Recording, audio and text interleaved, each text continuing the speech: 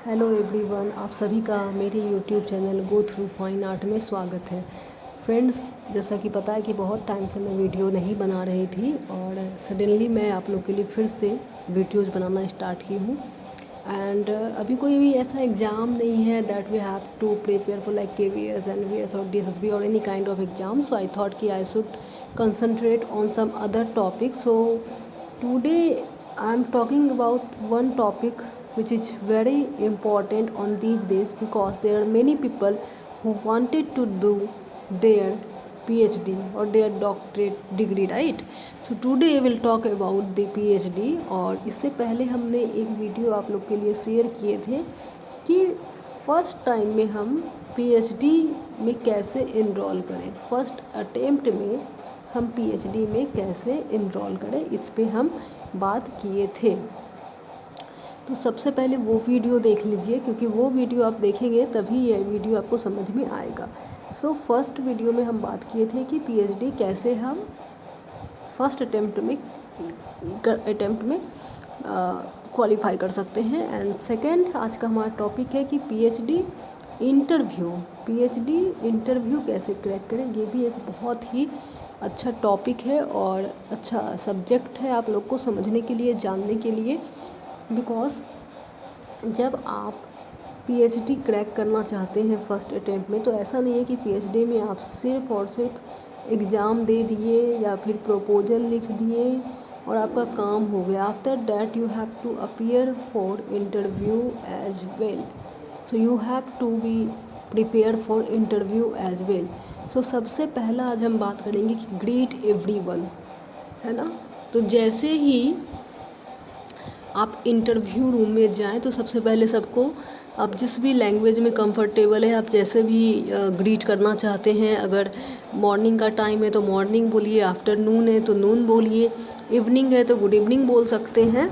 क्योंकि कभी कभी होता है ना कि आपको बुलाया गया हो 12 बजे इंटरव्यू के लिए, बट वहाँ पे कुछ डॉक्यूमेंट वेरिफिकेशंस करते करते 3 भी बज सकते हैं, 4 भी बज सकते हैं, राइट।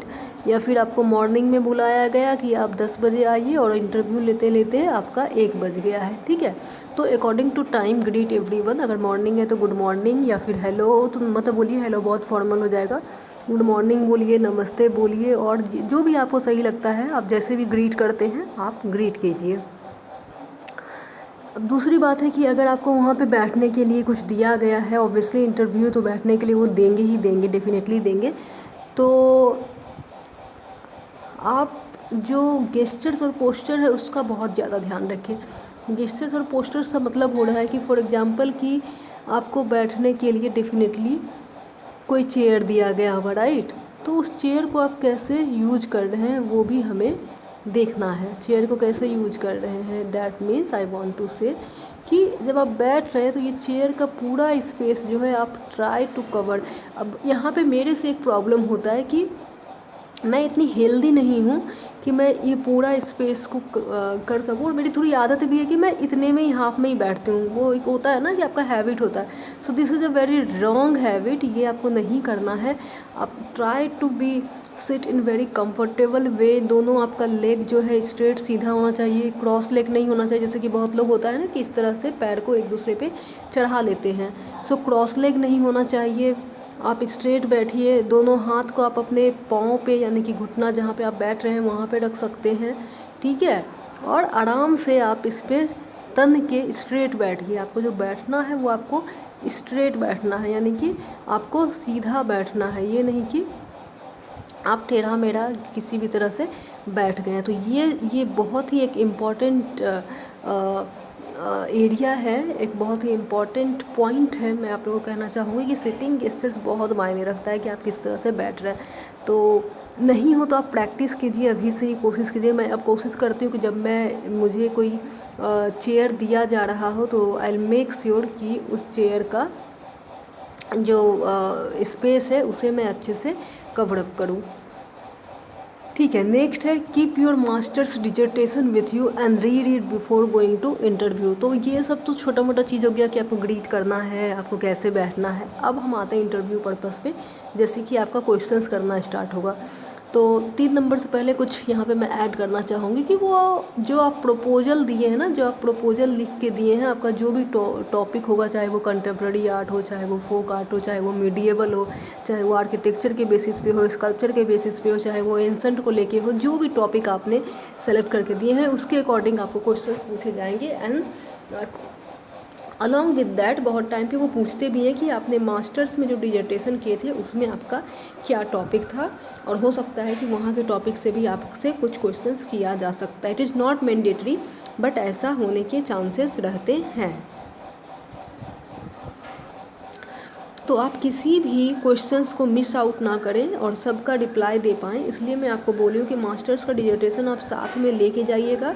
और साथ में मैं क्या लिखी हूँ, read before going to interview. जब आप इंटरव्यू देने जाने वाले हैं उसके 1-2 दिन तक आप अपने डिजर्टेशन को भी थोड़ा रीड आउट कर लें, थोड़ा सा एक मोटा मोटा देख लें कि ठीक है। फॉर एग्जांपल कि चलिए मैं बिहार की मधुबनी के बारे में ही बात कर लेती हूँ कि अगर आपने मधुबनी के बारे में काम किया है तो हो सकता है कि आपसे कुछ क्वेश्चंस पूछा जा सकता है कि अभी उसमें कौन से आर्टिस्ट ऐड हुए हैं, या फिर किनको आप किस तरह से मधुबनी को देखते हैं, आपने मधुबनी में क्या काम किया, आपने मधुबनी को कैसे दिखाया। हो सकता है कि वो कास्ट कम्युनिटी के बारे में पूछ सकते हैं आपसे, हो सकता है वो कि कुछ प्रॉपर आर्टिस्ट के बारे में, जैसे कि गंगा देवी हैं, उनसे रिलेटेड कुछ क्वेश्चंस किया जा सकता है। हो सकता है कि मधुबनी के जो फॉर्म हैं उनके बारे में बात किया जा सकता है, उनकी जो टेक्निक है उनके बारे में आपसे पूछा जा सकता है। सो मेक श्योर कि आप अपने डिजर्टेशन को ज़रूर देख लें इंटरव्यू में जाने से पहले, ताकि आप रीड किए हुए वो आपसे बाहर से कुछ भी नहीं पूछेंगे, ठीक है। आप जैसे ही आप अपना टाइटल बताइएगा ना डिजर्टेशन का, वो समझ जाएंगे कि आपने इसके अंडर में क्या कंपाइल किए हैं, इसके अंडर में क्या डेटा है, क्या टेक्स्ट है, राइट। उनके अकॉर्डिंग ही वो पूछेंगे। ये तो हो गया ये। अब हम आते हैं प्रपोजल के बारे में कि फॉर एग्जांपल कि आपने मधुबनी पे काम किया, अभी भी आप same topic in the sense कि या तो उसी को आप और एक्सटेंड करना चाह रहे हैं, या फिर आप फोक आर्ट पे ही काम कर रहे हैं। हो सकता है कि अभी आप बिहार के किसी दूसरे फोक आर्ट पे काम कर रहे हैं, जैसे कि हो सकता है कि सूजनी भी हो सकता है, दो सूजनी थोड़ा सा आपका टेक्सटाइल के अंदर भी चला जाता है, बट कुछ भी हो सकता है। ये जस्ट मैं एक इसके लिए आप लोग को बता रही हूँ कि चलिए सूजनी हमने एग्जाम्पल के लिए ले लिए हैं, या फिर और भी वहाँ के जो फोक आर्ट हैं उन पे हो सकता है कि बैम्बू का जो आर्ट एंड क्राफ्ट है, जो भी आप टॉपिक लिए हैं, that's not the point. Point ये है कि प्रपोजल से रिलेटेड फिर वो आपसे क्वेश्चंस पूछेंगे कि आप ये रिसर्च क्यों करना चाहते हैं, राइट। एंड आपने अभी तक कौन कौन से बुक रीड किए हैं। हो सकता है कि आपसे 2-3 बुक के नाम पूछ लिया जाए कि ठीक है आप ये जो आप टॉपिक लाए हैं इससे रिलेटेड मुझे 4 बुक की नाम या 2 बुक का नाम बताइए।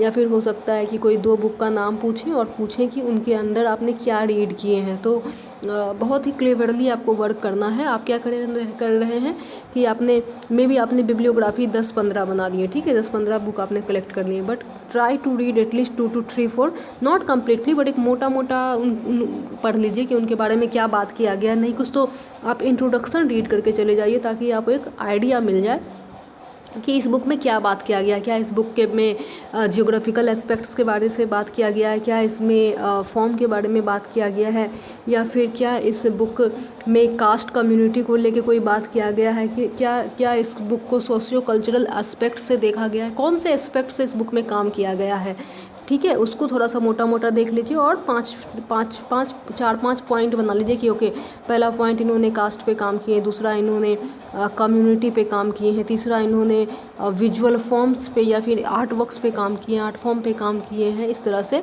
और क्या ये दिखाना चाह रहे हैं अपने ये बुक से, ये क्या मैसेज देना चाह रहे हैं, क्या उसमें उन्होंने कंक्लूड किए हैं, इस तरह से छोटे छोटे पॉइंट बना लीजिए।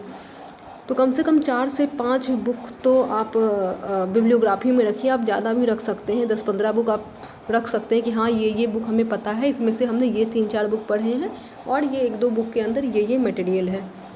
दूसरी बात आती है कि हो सकता है कि वो ये सब भी ना पूछे, वो सिंपली आपको बोले कि ठीक है आपने जो प्रपोजल में जो आपका था, हो सकता है कि वो फिर से आपके टाइटल पूछ लें कि ठीक है आपका वर्क का टाइटल क्या है और आप अपने काम को एक्सप्लेन कीजिए जो आपने प्रपोजल दिया है। हो सकता है कि आपको कुछ भी ना पूछ के पूछा जाए कि आपने जो प्रपोज किए थे, तो फिर से आप बताइए कि आपके काम का टाइटल क्या है और आप अपने काम को एक्सप्लेन कीजिए। तो आप बस एक्सप्लेन कर दीजिएगा कि ठीक है हमारे वर्क का ये टेंटेटिव टाइटल है और मैं इसके अंदर अंदर ये टेक्स्ट डाली हूँ, ऐसे ऐसे मैं काम करना चाहती हूँ।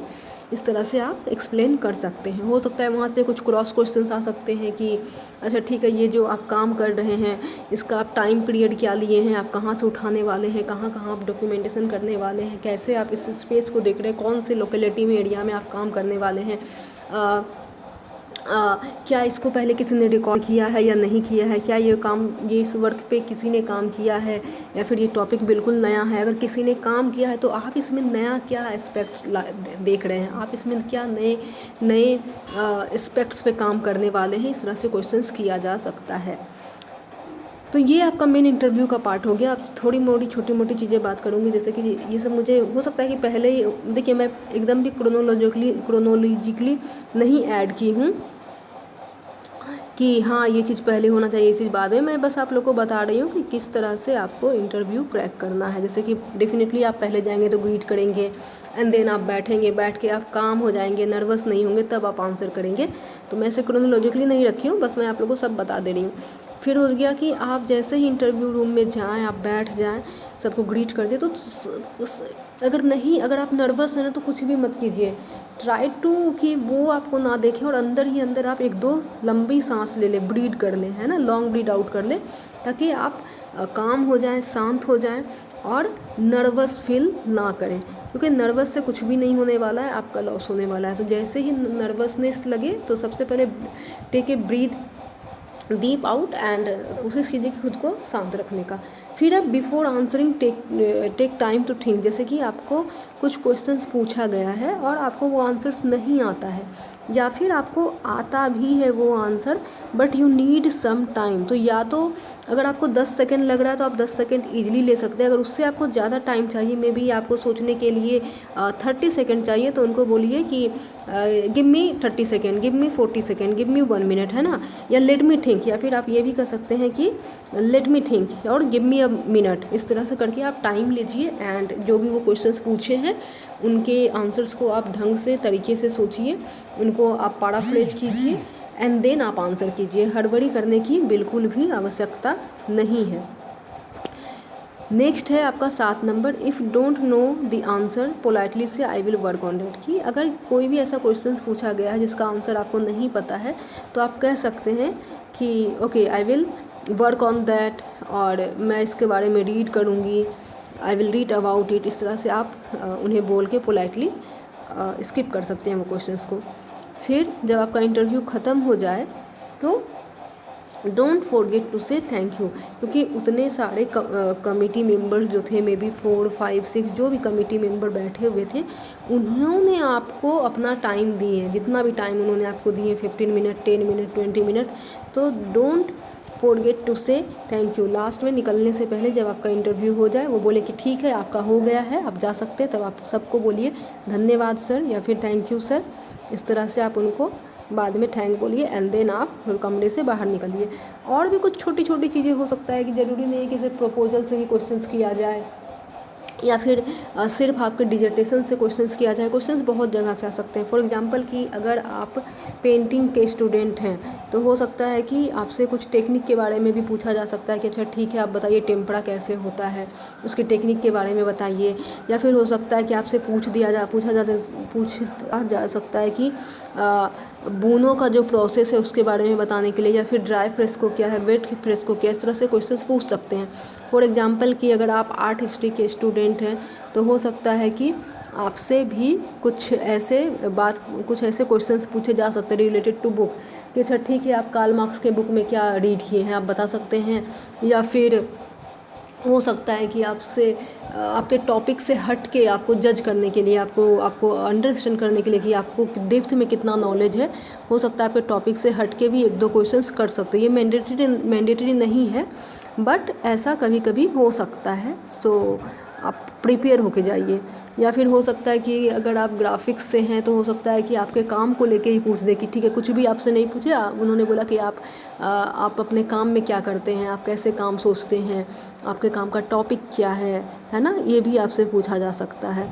सो बी प्रिपेयर्ड, और अच्छे से बस 3 ही चीज़ आपको करना है कि sit properly, greet everyone, don't be nervous, stay calm and then interview दीजिए, आपका इंटरव्यू अच्छा जाएगा।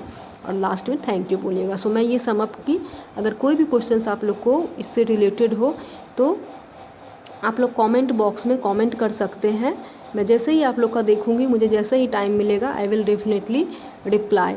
और अगर वीडियो अच्छी लगी हो दोस्तों तो प्लीज़ लाइक कीजिएगा, शेयर कीजिएगा, और दूसरों लोगों का भी हेल्प होगा अगर आप शेयर करेंगे तो धन्यवाद फ्रेंड्स, लास्ट तक बने रहने के लिए। और गो थ्रू फाइन आर्ट को सब्सक्राइब कीजिए, चैनल को आगे बढ़ाइए।